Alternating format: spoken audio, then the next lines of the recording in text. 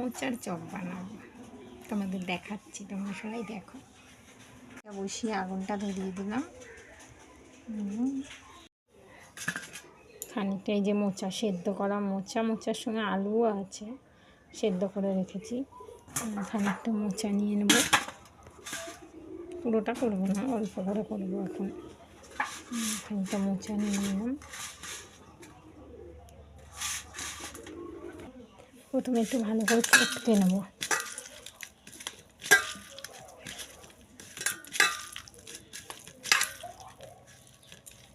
যাতে দানা দানা না থাকে। চটকে নেব একটু।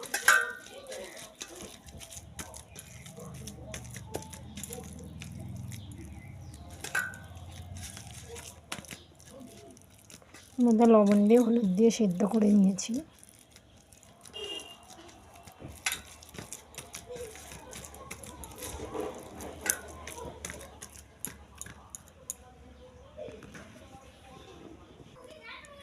পেঁয়াজ কুচি দিলাম।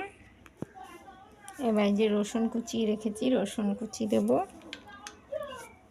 এই যে লঙ্কার কুচি, পেঁয়াজ রসুনের কুচি দিলাম, লঙ্কার কুচি দিলাম। একটু চিনি দেব, চিনি দিলাম, একটু চিনি দিলাম। এবার বেসন দিয়ে তাকে মাখবো। নতুন ধরনের চপ। টমেটো দিতাম, এর মধ্যে টমেটো কুচিও দেওয়া যায়। মানে রেডিমেড, বাড়িতে বসে গরম গরম ভেজে ভাত দিয়ে খেতে ভালো লাগবে, বা যে যা দিয়ে খেতে ভালোবাসো তাই দিয়ে খেলেই ভালো লাগবে। চালের গুঁড়ো হলে ভালো হতো, চালের গুঁড়ো দিইনি, ছেলেরা খাবে তো, তাই এমনি দিলাম। বেসন দিয়ে ভেজে দেবো, নরম নরম করে খাবে।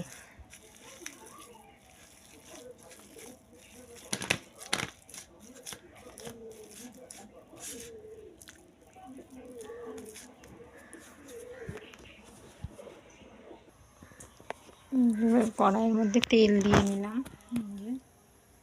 তেলটা একটু ফুটছে, এই দেখো।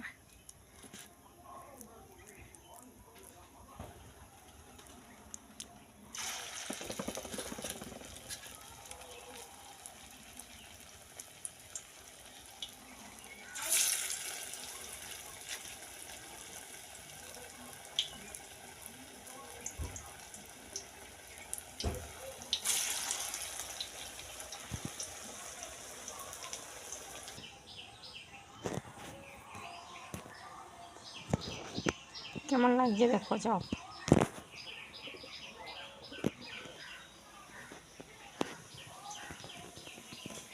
গরম গরম মোচার চপ রেডি। এবার যার যেটা দিয়ে ইচ্ছে সে সেটা দিয়ে খেতে পারো। দেখো কেমন লাগছে চপগুলো। হয়েছে, আমি কি পেরেছি করতে জানি না। থ্যাংক ইউ, ধন্যবাদ, রাখলাম।